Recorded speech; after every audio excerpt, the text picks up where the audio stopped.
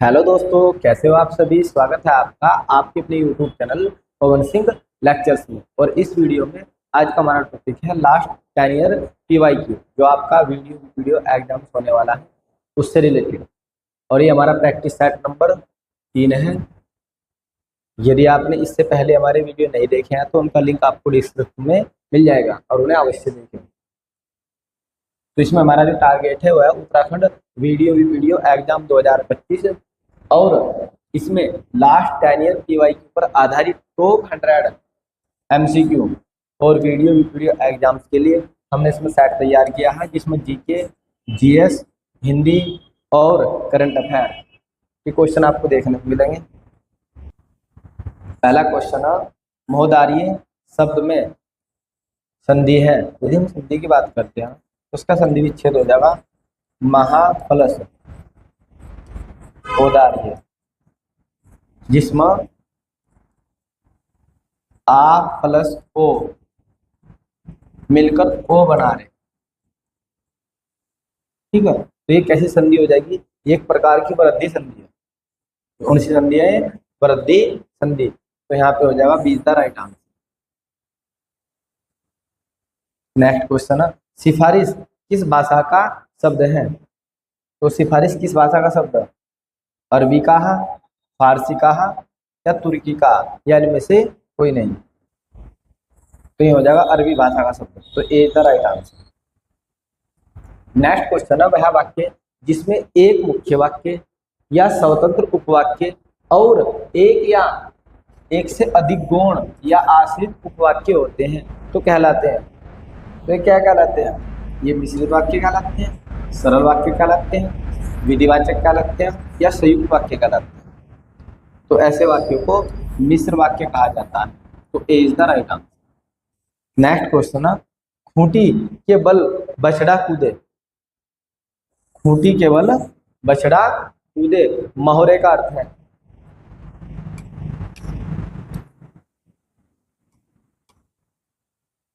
तो यहाँ अपने बल को बढ़ाकर भय दिखाना, दूसरों के बल पर कार्य करना या अपने बल पर कार्य करना या छल द्वारा किसी को परास्त करना। तो देखो साफ साफ बोला जा रहा है, यानी कि अपने खूंटे के बल पर आदमी कूद रहा, यानी कि अपने बल पर, अपने जोर पर। तो ये हो जाएगा अपने बल पर कार्य करना। तो ये हो जाएगा सीधा राइट आंसर। नेक्स्ट क्वेश्चन है, वीर पुत्र को जन्म देने वाली माँ। इस शब्द समूह के लिए एक शब्द कौन सा होगा? तो ये कौन सा होगा? ये हो जाएगा वीर परसु। तो A is the right answer. Next है, निम्नलिखित में से हिंदी वाक्य का अनिवार्य तत्व नहीं है। अनिवार्य तत्व नहीं है तो सार्थकता, ये तो आवश्यक है, योग्यता और पदक्रम, ये तीनों ही आवश्यक है। तो आवश्यक क्या नहीं है? ये हो जाएगा आपका डी ऑप्शन, अलंकार।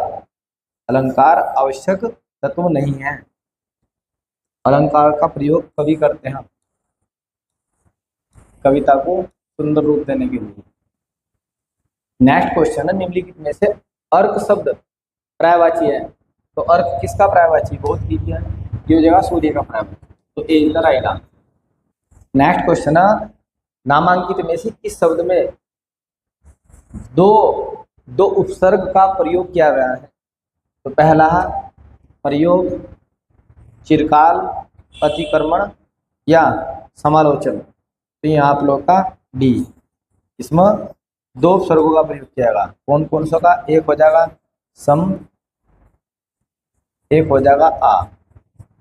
ठीक है, तो सम प्लस आ, दो उपसर्ग इसमें प्रयोग किए गए हैं, तब जाकर आपका समालोचन बना। और इसका अर्थ होता है किसी चीज को बारीकी से देखना या बारीकी से जांचना। तो इसमें दो उपसर्ग प्रयोग किए गए हैं। तो D is the right answer. Next हमारा, यह विचार मेरे मन में अचानक आया। इस वाक्य में क्रिया विशेषण शब्द है। तो क्रिया विशेषण होता है जो शब्द क्रिया की क्या बताता है? विशेषता बताता है। तो क्रिया कैसे हो रही? अचानक से हो रही। क्रिया कैसे हो रही है? अचानक से। तो ये हो जाएगा अचानक शब्द। तो C is the right answer. Next हो जाएगा, वृक्ष शब्द का वर्ण विन्यास है। वेरी वेरी मोस्ट इंपोर्टेंट, ये भी कई बार एग्जाम्स में आ चुका है। तो ये हो जाएगा वृक्ष का, B is the right answer. ये हो जाएगा व, रसरीसी, फिर क्या, स और अ, ये इसका हो जाएगा वर्ण विन्यास। तो B is the right answer. Next होता है टिप्पणी। मुख्यतः कितने प्रकार की होती है? यदि हम टिप्पणी की बात करते हैं तो टिप्पणी मुख्यतः दो प्रकार की होती है। एक होती है सकारात्मक टिप्पणी, एक होती है नकारात्मक टिप्पणी। यदि किसी विषय के पक्ष में हम बोल रहे हैं, सही सही बातें उसकी बताई जा रही है, तो बोलते हैं सकारात्मक टिप्पणी करना किसी विषय पर। और यदि हम किसी विषय का विरोध कर रहे हैं, ठीक है, और उसकी जो मुख्य समस्या वो जनता के सामने उजागर कर रहे हैं, बताई जा रही है, उसकी समस्याएं, कमियां निकाल जा रही है, तो उसे बोलते हैं हम नकारात्मक टिप्पणी। तो टिप्पणी दो प्रकार की होती है। कितने प्रकार की होगी? दो प्रकार की, एक सकारात्मक टिप्पणी, एक नकारात्मक टिप्पणी। नेक्स्ट निम्नलिखित में से पशु शब्द का विशेषण है। ये हो जाएगा पाशविक। तो B is the right answer. गोधूली किसे कहते हैं? ये पूछ जा रहा आप लोगों से। तो यह प्रातः का समय जब पशु चरने के लिए जाते हैं, दोपहर का समय जब पशु विचरण करने जाते हैं, शाम का समय जब पशु चरकर लौटते हैं, या प्रातःकाल एवं दोपहर के बीच का समय जब पशु विचरण करते हैं। तो ये कौन सा हो जाएगा? तो इसका आंसर हो जाएगा सी। सी हो जाएगा शाम का वह समय जब पशु चरकर लौटते हैं। तो ये हो जाएगा see the right answer. Next question हमारा, हिंदी वर्णमाला के व्यंजन वर्णों में अल्प प्राण वर्ण है। तो अल्प प्राण वर्ण कौन सा हो जाएगा? तो ये हो जाएगा किसी भी वर्ग का प्रथम, तृतीय एवं पंचम, एक को छोड़कर एक, पहला, फिर दूसरे को छोड़ जाएगा, फिर तीसरा होगा, फिर चौथे को छोड़ जाएगा, पंचम। तो हो जाएगा प्रथम अक्षर, तृतीय और पंचम अक्षर, ये क्या कहलाते हैं? अल्प प्राण। तो सीधा राइट आंसर। नेक्स्ट हो जाएगा निम्न में से शुद्ध शब्द है। तो यहाँ देखते हैं श्रृंगार, ये भी ऐसे लिखा है श्रृंगार, श्रृंगार। तो ये सभी के सभी क्या हो जाएंगे? सही हो जाएंगे। तो D is the right answer, क्योंकि सभी सही है। नेक्स्ट है विसर्ग का प्रयोग होता है। जो विसर्ग होते हैं हम इनमें से किस में लगाते हैं? आगाज शब्दों में, देशज शब्दों में, तद्भव में या तत्सम में। तो विसर्ग किन में लगाए जाते हैं? विसर्ग लगाए जाते हैं संस्कृत के शब्दों में। किसमें लगाए जाते हैं? विसर्ग संस्कृत के शब्दों में। और जो संस्कृत सीधे हिंदी में चले आए न बोलते हैं तत्सम, तो विसर्ग कहाँ लगाएंगे? तत्सम शब्दों में हम विसर्ग लगाएंगे। तो D is the right answer. Next question, यही सच किसकी करती है? यही सच किसकी करती है? तो लेखिका मन्नू भंडारी की करती है। सीधा राइट आंसर। परिमति का आशय है। ये हो जाएगा अल्प या बुद्धि की व्यापकता, या मर्यादा, या सूक्ष्म। ये हो जाएगा बुद्धि की व्यापकता। तो B is the right answer. यह आदमी विश्वासी है, वाक्य में यह शब्द है। तो यह शब्द क्या होता है? ये एक प्रकार का सर्वनामिक विशेषण होता है। तो D is the right answer. Next है निम्नलिखित में से कौन सा शब्द भाववाचक प्रत्यय का उदाहरण है? तो हो जाएगा गर्मी। क्या हो जाएगा? गर्मी, क्योंकि ये गर्म और गर्म ई की मात्रा जोड़ दी गई है, ई प्रत्यय लगाया गया, क्या बना दिया? गर्मी बना दिया। ठीक है, और ये हो जाएगा भाववाचक। तो C is the right answer. Next है देहरादून से गढ़वाली नामक पत्र प्रकाशित प्रारंभ होता है। तो कब प्रारंभ होता है?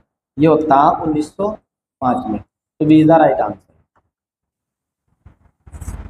नेक्स्ट क्वेश्चन, चटगांव कांड में शहीद महिला क्रांतिकारी थी। तो यदि हम इसकी बात करते हैं, ये होता 18 अप्रैल 1930 में होता है चटगांव कांड। और ये भारतीय आंदोलनकारी द्वारा किया जाता है, जिसमें जिसका नेतृत्व करते हैं वे होते हैं सूर्य सेन। इस आंदोलन का नेतृत्व करते हैं। और इसमें जो ब्रिटिश सरकार होती है, ब्रिटिश सरकार का जो शास्त्र ग्रह होता है, उस पर छापेमारी होती है। क्या होती है? छापेमारी होती है। और 4 सितंबर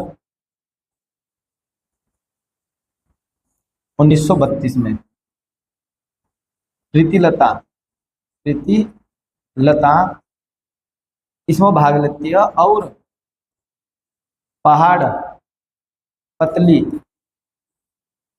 यूरोपियन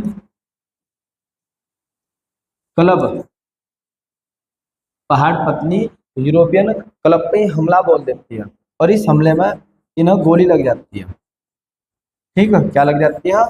गोली। और गोली लगने के बाद इन्हें डर लगता है कि ऐसा ना हो कि मुझे पकड़ ला, इसलिए क्या करती है, साइनाइड साइनाइड की गोली खाकर, ये साइनाइड की गोली खाकर मृत्यु, यानी कि अपने आप इनकी मृत्यु हो जाती है। साइनाइड की गोली खा लेती है, इन्हें डर रहता है कहीं ऐसा ना हो कि अंग्रेज मुझे पकड़ लो, और इनकी क्या जाती है, मृत्यु हो जाती है। और एक इसमें एक महिला और होती है जिसका नाम होता है कल्पना दत्त। ये भी चटगांव आंदोलन में भाग लेती है और इन्हें आजीवन कारावास की सजा बोली जाती है। यदि आपसे पूछा जाए कि चटगांव आंदोलन में ऐसी कौन सी महिला है जिसे आजीवन कारावास की सजा बोल दी जाती है, तब आ जाएगी कल्पना दत्त। ठीक है ना। और इसमें मृत्यु हो जाती है प्रीति लता की, प्रीति लता वाड़दार की। तो ये हो जाएगा B is the right answer. Next question है, विनोबा भावे द्वारा गोवा आंदोलन कब किया गया? ये बहुत इजी क्वेश्चन है। ये हो जाएगा आपका 1951 में। निम्न में से कौन सी प्राथमिक चट्टानें हैं? तो प्राथमिक चट्टानें होती है जब ज्वालामुखी विस्फोट होता है। क्या होता है? ज्वालामुखी विस्फोट होता है, उससे जो लावा निकलता है वो कुछ समय बाद ठंडा होकर जम जाता है और उसे हम प्राथमिक चट्टानें कहते हैं या आग्नेय चट्टानें कहते हैं। क्या बोलते हैं? आग्नेय चट्टानें। जैसे कि ग्रेनाइट की चट्टानें, किसकी? ग्रेनाइट की चट्टानें, बेसाल्ट चट्टानें, तो ये सारी की सारी कैसी होती है? प्राथमिक चट्टानें कहलाती है। तो इसके अकॉर्डिंग ऑप्शन हो जाएगा A is the right answer. Next, Varuni Panchkoshi यात्रा कहाँ पर होती है? तो कौन से जनपद में आयोजित होती है? ये होती है उत्तरकाशी में। तो C is the right answer. Next question, Chachnama संबंधित है। यदि हम चचनामे की बात करते हैं तो इसे बोलते हैं सिंध पर विजय का इतिहास, इसे बोला जाता है, या सिंध पर फतेह, इसे आदि नामों से जाना जाता है। और इसमें जो मोहम्मद बिन कासिम होते हैं, मोहम्मद बिन कासिम के नेतृत्व में जो अरब आक्रमण किए जाते हैं उनका इसमें विवरण दिया गया है। क्या दिया गया है? विवरण। यानी क्या? सिंध के इतिहास से संबंधित है, सिंध के इतिहास से संबंधित है। तो सीधा राइट आंसर। नेक्स्ट हमारा, गरीबी और अकाल पुस्तक के लेखक कौन है? तो ये हो जाएंगे अमर्त्य सेन। तो A is the right answer. Next, किस पर्व को हेनसांग ने मोक्ष पर्व कहा? तो ये कहा कुंभ मेले को, कुंभ पर्व को। तो C is the right answer. Next हो जाएगा, निम्न में से कौन से किले अल्मोड़ा में चंद शासकों द्वारा निर्मित किए गए हैं? तो चंद शासकों द्वारा देखते हैं कौन कौन से हैं। लाल मंडी किला सबसे पहला था, लाल मंडिया किला। इसका जो निर्माण करा था, ये करा था बालो कल्याण चंद्र। किसने करा था? बालो कल्याण चंद्र। 16वीं शताब्दी में किया था इसका निर्माण, 16वीं सदी में। और इस वर्तमान में फोर्ट मायोरा के नाम से जाना जाता है। और जब अंग्रेज पहली बार गोरखाओं पर विजय प्राप्त करते हैं तो 1816 में सबसे पहला वे इसी किले पर झंडा फहराते हैं। आप लोगों से पूछ लिया जाएगा जब अंग्रेज गोरखाओं पर विजय प्राप्त करते हैं उन्होंने किस किले पर झंडा फहराया था? तो ये फहराया था लाल मंडी किले पर उन्होंने झंडा फहराया था। इसे फोर्ट मायरा के नाम से भी जाना जाता है। फिर आता है खगमारा, ये थोड़ी सी टाइप मिस्टेक है। खगमारा का जो किला है इसका निर्माण भीषण चंद्र ने करा था 16वीं शताब्दी। फिर मल्ला महल का निर्माण करवाता रुद्रचंद्र 16वीं शताब्दी। फिर हम बात करते हैं तीनों ही किलों का जो निर्माण है चंद शासकों ने करा, बालो कल्याण चंद्र, देशम चंद्र और रुद्रचंद्र। तीनों ही क्या है? चंद शासक। तो इसका आंसर हो जाएगा उपयुक्त सभी। D is the right answer. Next question है, भारत में क्षेत्रीय ग्रामीण बैंक को की स्थापना कब की गई है? तो कब की जाती है? ये की जाती है 1975 में। तो B is the right answer. Next है, निम्न में से कौन सी नदी गर्म जल स्रोत से उद्गमित होती है? तो गर्म जल स्रोत से कौन सी नदी उद्गमित होती है? ये होती है यमुना नदी। तो D is the right answer. Next है, कुमाऊं के चौथे कमिश्नर कौन थे? तो चौथे कमिश्नर थे लुसिंगटन। तो जीटी लुसिंगटन। तो A is the right answer. Next question है, दक्षिण भारत का एक शानदार व ऐतिहासिक केंद्र हम्पी किस दक्षिण राज्य की राजधानी हुआ करता था? बहुत इजी क्वेश्चन है। ये क्या हो जाएगा? ये हो जाएगा विजयनगर। हम्पी किसकी राजधानी हुआ करता था? विजयनगर। तो D is the right answer. Next है, विजयनगर साम्राज्य की प्रसिद्ध नहर है। विजयनगर साम्राज्य की प्रसिद्ध नहर है, तो ये हो जाएगी ही रिया नहर। तो C is the right answer. Next है, भारत का सक्रिय ज्वालामुखी जो अभी हाल ही में सक्रिय है। तो भारत के अंदर दो सक्रिय ज्वालामुखी है, एक नारकोंडम जो निकोबार द्वीप समूह में, और एक पी बैरल जो कहाँ पर है? अंडमान द्वीप महासमूह में। तो यहाँ पे देखते हैं कौन सा ये हो जाएगा? Barren Island. तो B is the right answer. Next, एक विधेयक वित्तीय विधेयक है या नहीं है, इसका जो निर्णय है वो कौन करते हैं? तो ये करते हैं लोकसभा के अध्यक्ष। कौन करते हैं सर? लोकसभा के अध्यक्ष करते हैं। तो A is the B is the right answer. Next हो जाएगा, महाभारत में उत्तराखंड का वर्णन किस रूप में किया गया है? तो बहुत ही क्वेश्चन है। महाभारत में किस रूप में वर्णन किया गया है? तो महाभारत में उत्तराखंड के लिए उत्तर कुरु शब्द का प्रयोग किया गया। उत्तर कुरु शब्द का प्रयोग किया गया है। नेक्स्ट, 1923 ईस्वी में टेरी रियासत में राज्य प्रतिनिधि सभा की स्थापना किसने की थी? तो 1923 में कौन था शासक? ये थे नरेंद्र शाह। तो A is the right answer. Next question है, उत्तराखंड में सूचना प्रौद्योगिकी जैव प्रौद्योगिकी IPBT पार्क स्थापित किया गया है। तो ये किया गया है पंतनगर में। तो C is the right answer. Uttarakhand में कंडवा क्या है? तो ये क्या है? एक प्रकार का आभूषण है जो कमर पर पहना जाता है। ये चांदी की होती है और ये कमर पर पहनी जाती है। तो ये हो जाएगा आप लोग का एक प्रकार का आभूषण है। तो D is the right answer. Next question है, केदारनाथ के रावल मुख्य पुजारी संबंधित होते हैं। तो जो केदारनाथ में पुजारी होते हैं, पूजा करते हैं, उन्हें रावल कहा जाता है। ये पूछा जा रहा है किस संप्रदाय से संबंधित है? तो ये मैसूर के जांगम संप्रदाय से संबंधित थे। तो ये हो जाएगा D is the right answer. Next question है, भारत के निम्न पत्रों में से जो पोर्ट्स है, बंदरगाह, उनकी स्थिति के अनुसार उत्तर से दक्षिण की ओर क्रम होगा। उत्तर से पूछा जा रहा है कि उत्तर से दक्षिण की ओर क्रम होगा। तो यदि हम यहाँ पे बात करते हैं उत्तर से बोले जा रहा है, उत्तर से दक्षिण की ओर, तो सबसे पहला क्या पड़ता है? विशाखापट्टनम। ठीक है, फिर आता है चेन्नई, फिर आता है मंगलुरु, फिर आता है तूतीकोरन। तो ये हो जाएगा इसका सही क्रम। तो B is the right answer. Next question है, भारतीय संविधान के किस अनुच्छेद में स्त्री व पुरुष को पूर्ण समानता दी गई है? अनुच्छेद 14 व 16 में, अनुच्छेद 14 व 15 में, अनुच्छेद 15 व 16 में, या इनमें से कोई नहीं?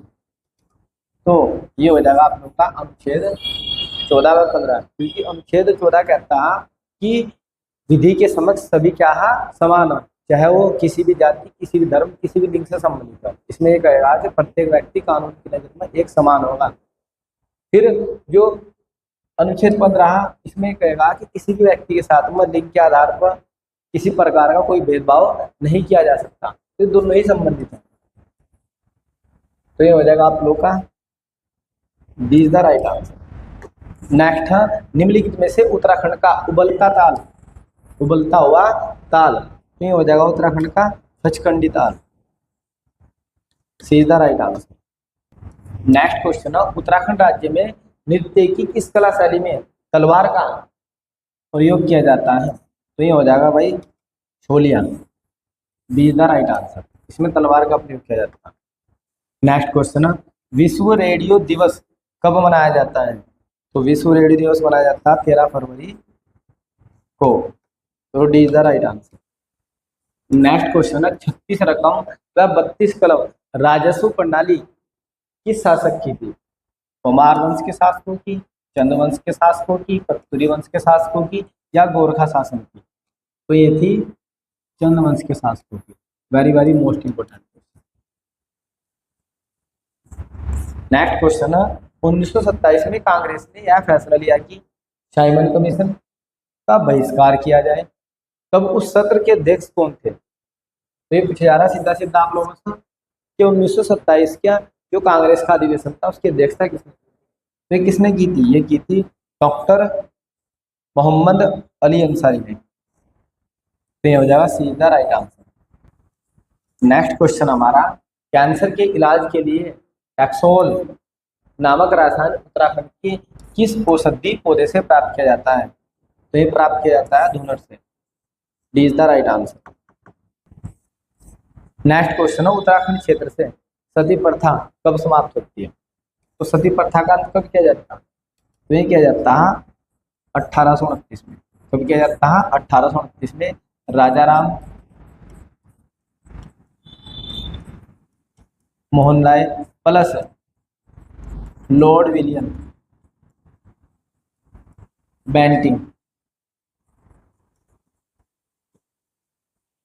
क्या करते हैं? सती प्रथा का अंत करते हैं। उस समय जो लॉर्ड विलियम बेंटिंग होते हैं ये सती प्रथा क्या कर देते हैं? अंत कर देते हैं। और ये एक बहुत कुप्रथा थी। इसमें क्या होता, जो स्त्रियां होती पुनः जिंदा ही जब उनके पति मर जाते तो जिंदा ही पुनः उनके पति के साथ में क्या कर दिया जाता? जला दिया जाता। इस प्रकार की प्रथा समाज में उस समय विकराल रूप धारण करती थी, बहुत ज्यादा फैली हुई थी। और इसीलिए इसका अंत करते हैं लॉर्ड विलियम बेंटिंग। तो ये एक अच्छा कार्य होता है।